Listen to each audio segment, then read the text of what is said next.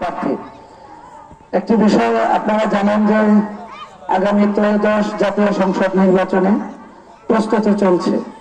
সেই প্রস্তুতির অংশ হিসেবে জামায়াতে ইসলামের পক্ষ থেকে প্রার্থীতা ঘোষণা করা হয়েছে। সেই প্রার্থীটা আপনাদের সন্তান হিসেবে আপনাদের সামনে এসেছে। আপনারা যারা জেনেছেন, এর আগে দেখেছেন, এখন হচ্ছে আপনাদের সবচেয়ে বড় দায়িত্ব। বিগত 54 বছর আমরা বারবার বঞ্চিত হয়েছি। আমরা মুসলিম রাষ্ট্রে বসবাস করি, আমাদের এখানে 92% মুসলমান রয়েছে, কিন্তু 92% মুসলমান থাকা সত্ত্বেও আমরা আমাদের এই দেশে ইসলামিক কোনো আইন এখন আমরা প্রতিষ্ঠা করতে পারিনি।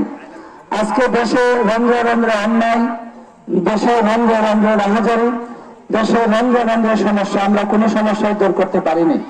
এটা হচ্ছে আমাদের ব্যর্থতা। আমরা যেভাবে মসজিদের ইমাম বাছাই করি, একদম পুঙ্খানুপুঙ্খানু বাছাই করি, কিন্তু রাষ্ট্রের ইমাম বাছাইয়ের ক্ষেত্রে আমরা কোনো যাচাই বাছাই করি না। মসজিদের ইমামের কাছে তো কোনো কিছুই থাকে না। একদম রাষ্ট্রের ইমাম, রাষ্ট্রের নেতা আমরা বানাচ্ছি, ওয়ার্ডের মেম্বার থেকে নিয়ে শুরু করে ইউনিয়ন চেয়ারম্যান, পৌর মেয়র, পৌর কাউন্সিলর, উপজেলা চেয়ারম্যান এবং জাতীয় সংসদ সদস্য বানাচ্ছি, কিন্তু সেটার আমরা কোনো হিসাব রাখি না।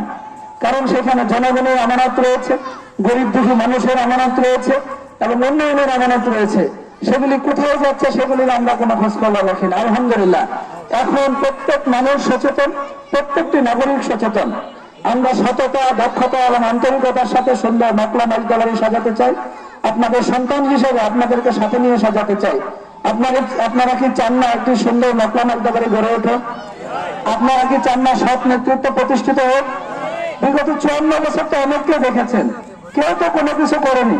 তারা যেটা করেছে, নির্বাচন আসলে আপনার টুপি মাথায় দেয়, নির্বাচন আসলে মসজিদে যায়, নির্বাচন আসলে মাহফিলে যায়, নির্বাচন আসলে জানাজা, নির্বাচন আসলে তাদের দৌড় শুরু হয়।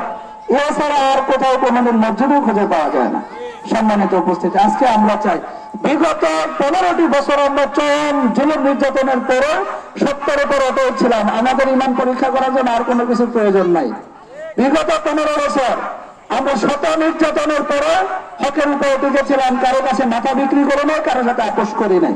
তার মানে বুঝতে আর বাকি থাকার কথা না যে আমরা যদি আপনাদেরকে সাথে নিয়ে এই নতুন নাগরিক করতে পারি, এখানে আল্লাহ রাব্বুল আলামিন বিজয় দান করেন, তাহলে আমরা যেটা উপহার দিতে পারবো সেটা বিগত 54 বছরকে উপহার দিতে পারিনি। তাই আপনাদেরকে ব্যর্থ আহ্বান জানিয়ে আপনাদেরকে সাথে নিয়ে সুন্দর মাকলামের গ্যালারি উপহার দিতে চাই। আলহামদুলিল্লাহ, সমাজে একটি এখন বাণী প্রচার হয়ে গেছে, সবাই এখন বলে সকল দল দেখা শেষ, এখন জামাতে ইসলামের বাংলাদেশ, আমরা জামাতকে দেখবো। এটা কেন হয়েছে? এটা কেন আজকে মানুষের অন্তরে নাড়া দিয়েছে? তার কারণ হচ্ছে আমাদের 2জন মন্ত্রী ছিল, কোন রকম কোন দুর্নীতি তাদেরকে পায় নাই। আমাদের পর্যায়ক্রমে গত 14 সালে 147টা উপজেলা চেয়ারম্যান, ভাইস চেয়ারম্যান ছিল, কাউকে কোনো দুর্নীতির মানে পায় নাই তাদের বিরুদ্ধে।